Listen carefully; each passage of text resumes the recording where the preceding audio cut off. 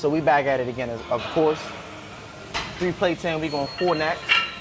Train those abs before you start going into some of your exercises. And they don't have to be anything crazy. We did knee raises. That's all we did. We did 3 sets of knee raises. Nothing too crazy. We generally do 2 to 3 ab exercises. Today we only did 1. I always say if you want to keep it simple, short, it's like 3 sets of whatever. It could be 10 reps, anywhere between 25 reps. And I would generally pick 4 exercises for the most part and be super quick with them. Like you could do planks, you could do crunches, you could do reverse crunches, you could do standing crunches, and you're good to go with those, like literally. And you could do a minute with the standing crunches, you can do a minute with the plank, if you can handle a minute. I would say 30 seconds to a minute. And those crunches and reverse crunches, I would like to superset with those. So once you hit crunches, do like 25, and then superset with 25 reverse crunches. Trust me, you'll get your core fired up enough. Not to a point, like everybody thinks when they train core, and what I mean by training core before you get into the busy work is by just pounding it with either all of this unnecessary weight, or you're just doing a lot of exercises that just got the abs tight as hell.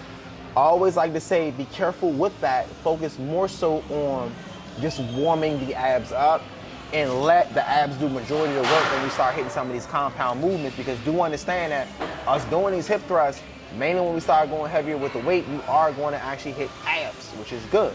So that fact that they're already warmed up and fired up, when they get here, they do majority of the work, more so than you overworking them before you actually get into your compound movements or when you're in the middle of your routine. You know what I mean? But with that said, you know what I'm saying? Let me stop wrapping y'all up, man.